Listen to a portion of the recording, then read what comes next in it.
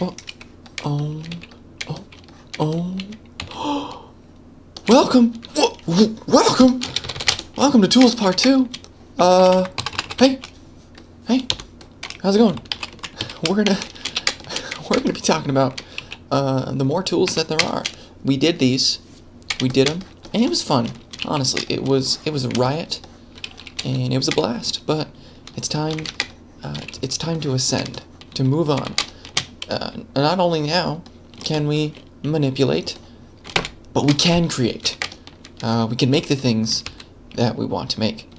And we're going to make them, and I'm going to show you how. So these, some odd, 6, 8, 10, something like that, tools are going to be the ones that you're using to create things in your documents and your life. But mostly your documents.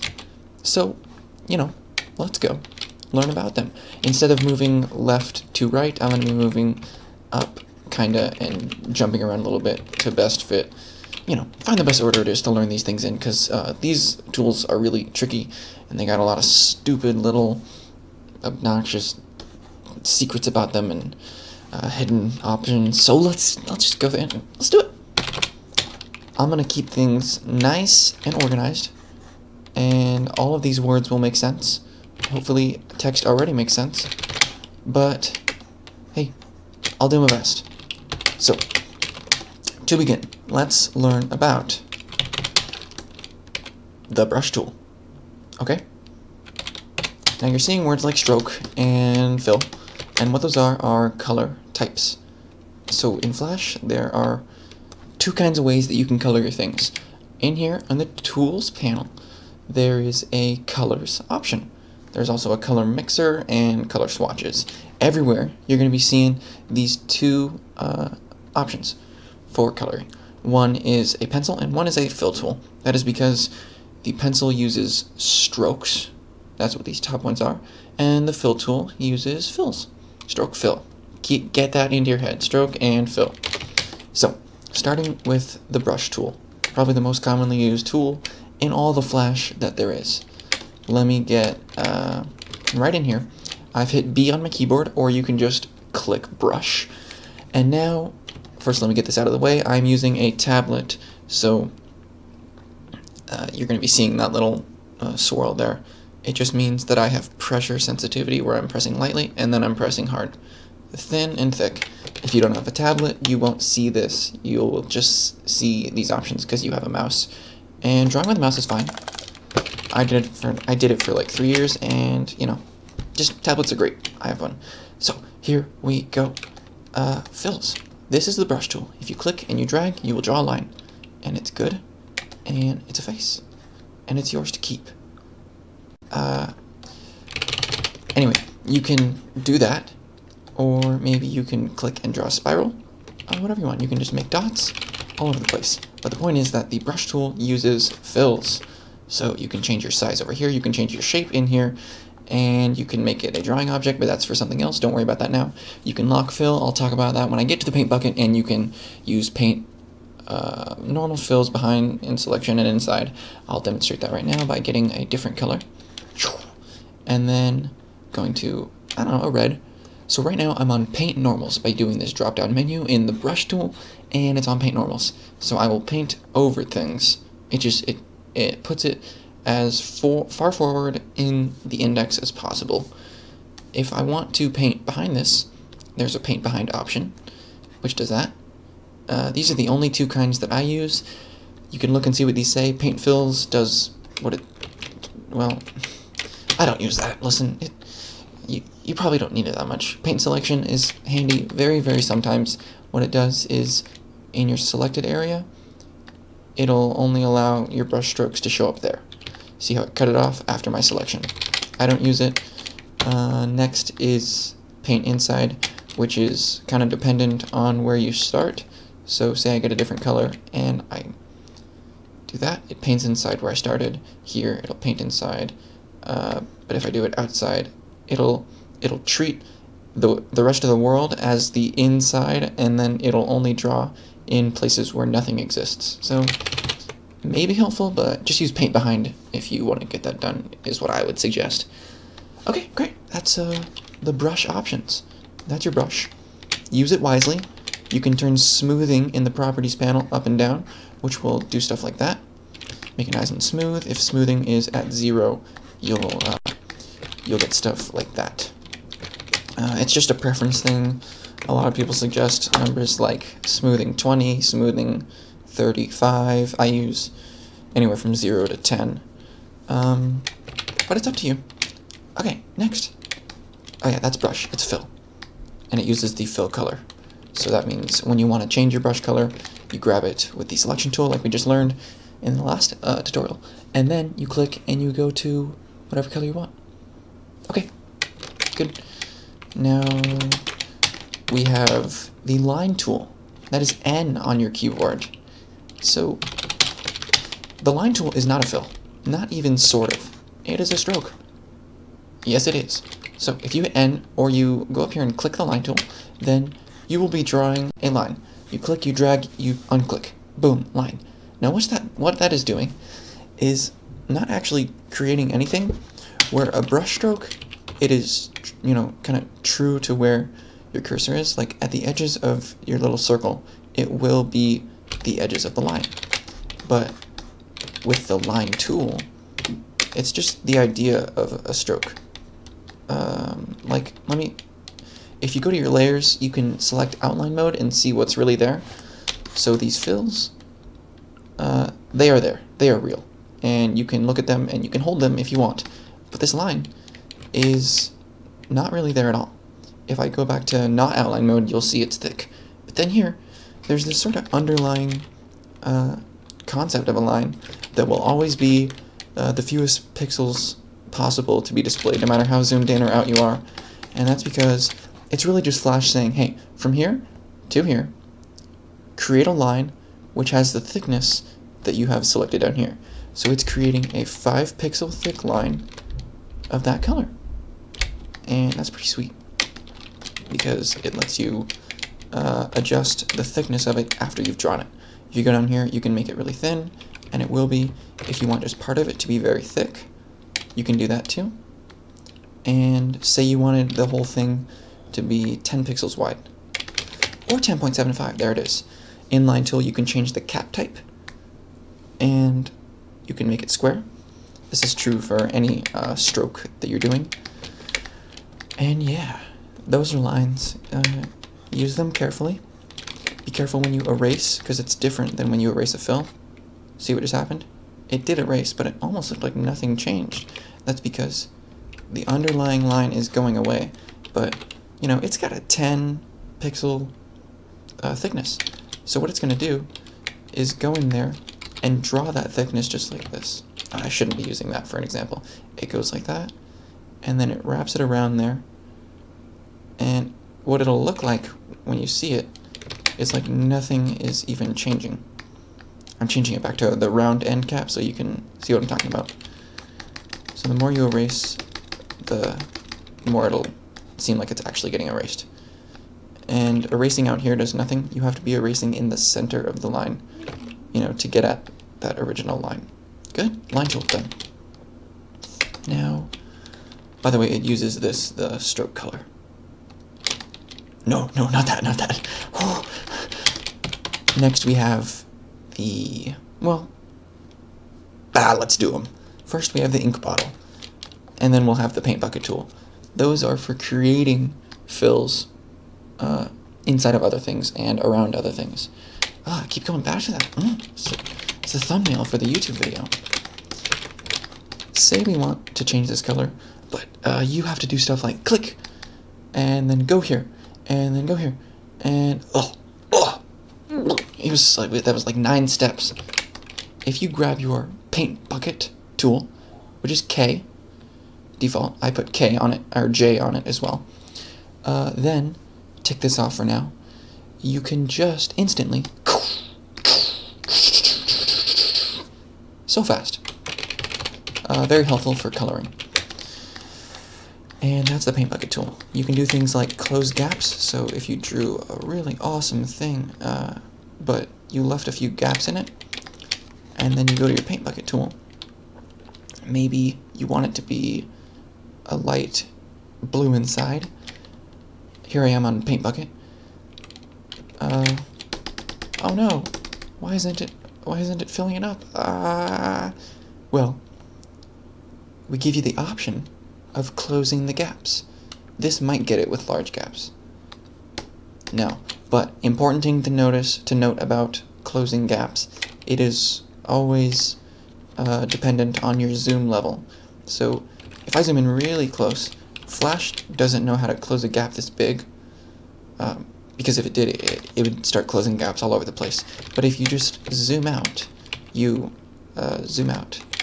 we'll learn about in a second, well, in the next tutorial, then the gap that was so large is now so small, very little, and it'll probably close it right up.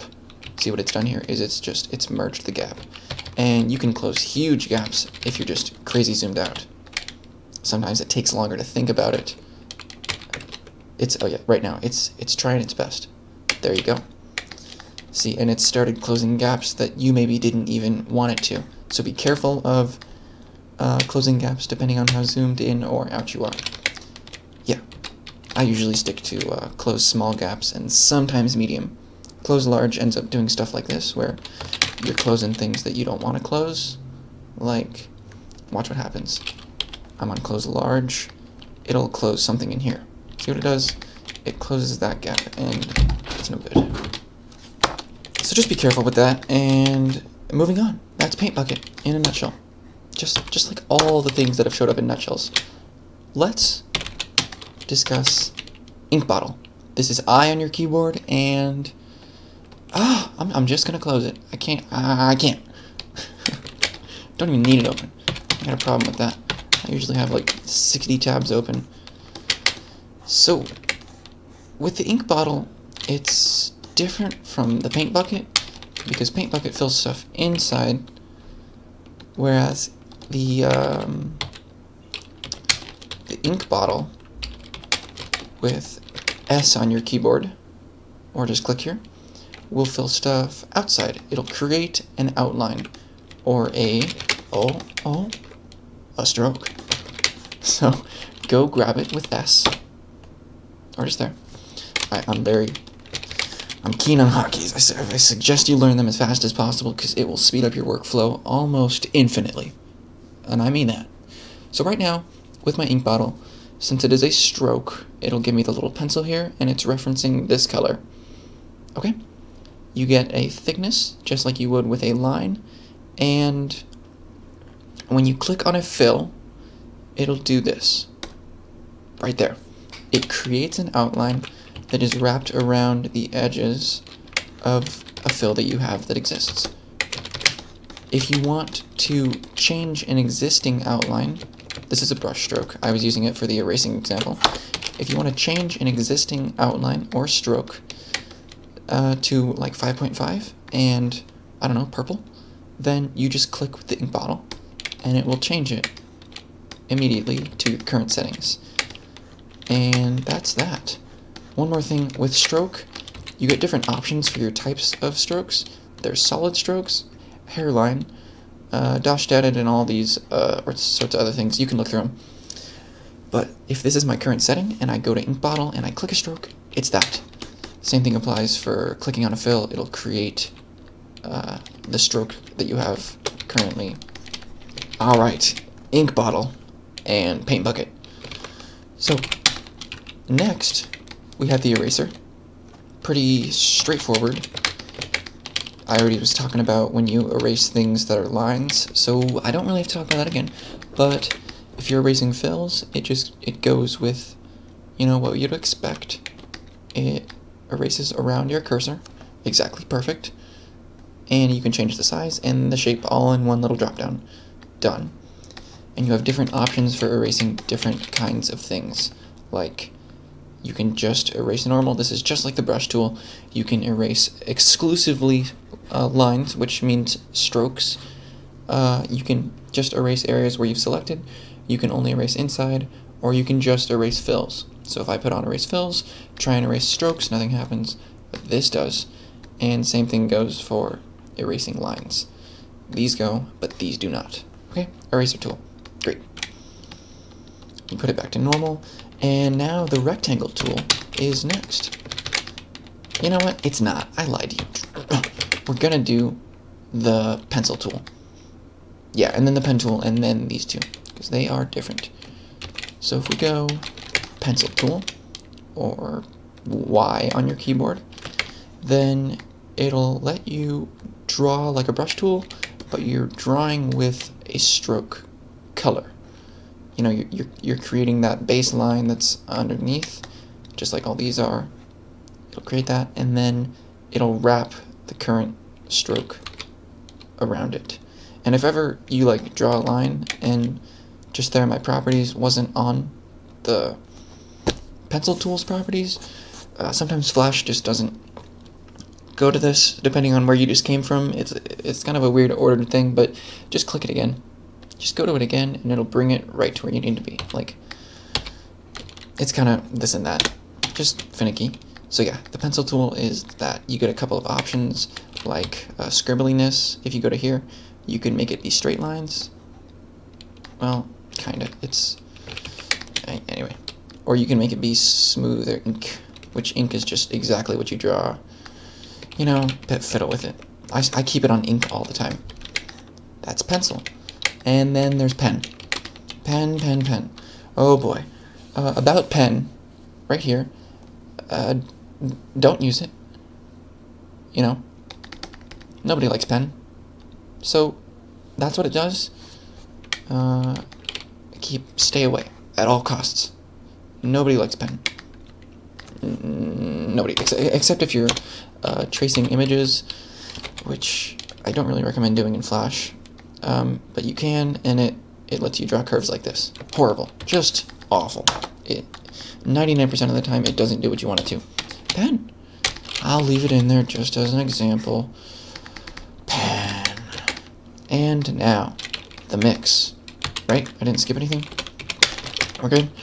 Yeah, done, done, done, done, done. Alright, these two, and then text is last. Text doesn't make any sense for what Flash is. You have 3 mix tools in your arsenal. There is oval, there's rectangle, and then there's polystar. If you click and hold on rectangle, then polystar is down in there, and on the newer versions of Flash, it just is its own icon. So here is what an oval does. Actually, that's not what it does. This is what an oval does. There. Oval. Done. Now what this is doing is from where you click and drag, it'll create an oval, or if you hold shift, it'll create a perfect circle. But here's the oval. It creates an outline and a fill inside. So that's why this is a mix, because it's using strokes for the around bits and fills for the inside chest bits. And it does the same thing for rectangles. Hotkeys are, it's O for oval, but yeah, rectangle will make an inside fill and an outside stroke. And then lastly, if you go to polystar, which is hold and click, then it will create a fill and an outline. Oh, by the way, if you want to select an outline which is more than one line, like this is one, and I got my selection tool and I click once, it grabs all of it. But if it has a vertex in it, which you create, by the way, by holding Control and dragging, then you can't select the whole line just with one click. If you double click anywhere on it though, it grabs all of it. And that is how I will be selecting the outsides of these shapes. So, click, click, grabs everything. Good. I'm gonna split these up now. Take the mix all apart. Click. Well, for circles, it's just one continuous line, so you just single click and put that over there. And this one, double click, and it's there. And then these fills can go right in here. Quick thing to note, with the polystar tool, if you want anything different than a pentagon, go to your options in your properties and just change it. You can get a heptagon going on, you know, that's yours. Or you can make a nonagon, that's yours too.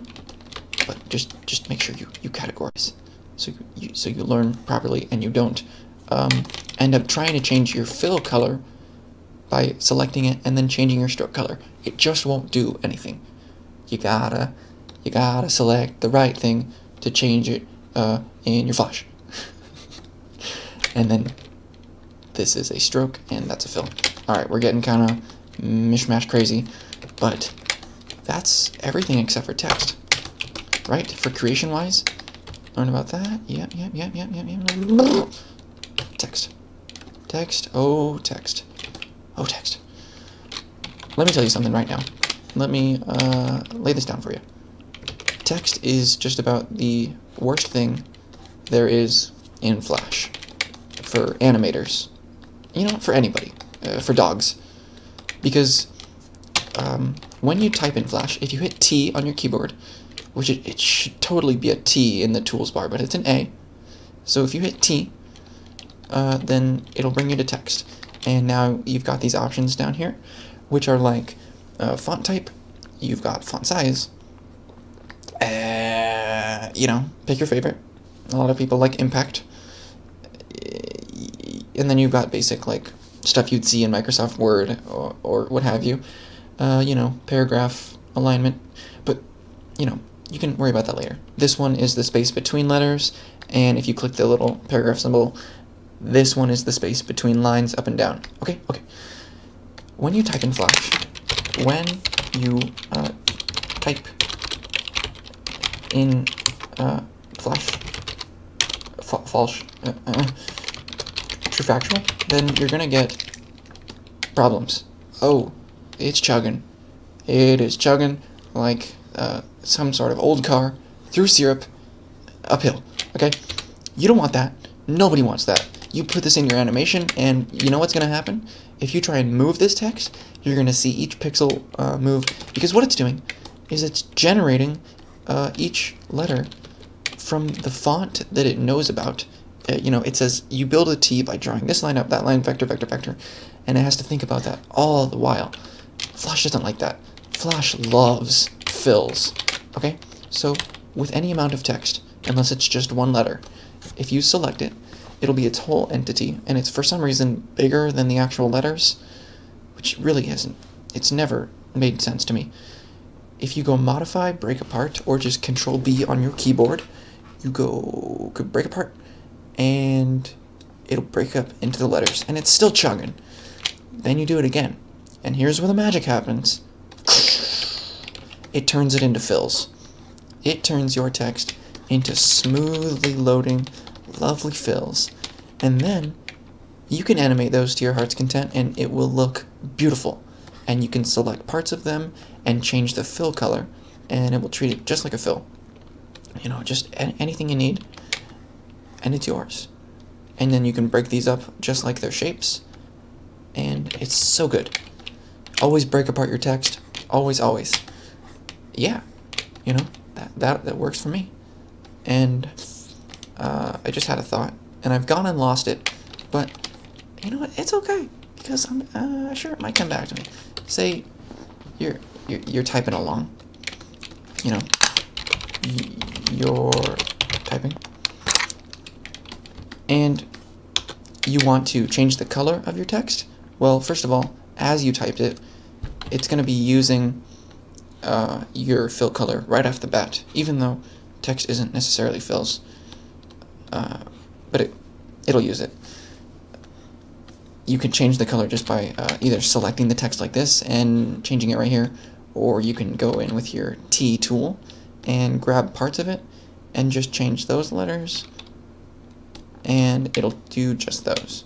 So yeah, you can also here hit T and just change the size of parts of your word, you know, change the font of just a few letters, you know, whatever you need to do.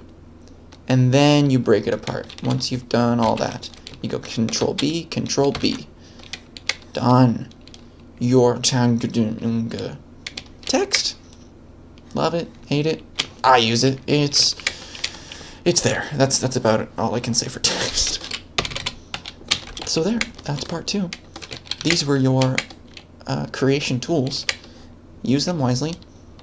Don't get frustrated, because, you know, sometimes stuff doesn't do what you want it to.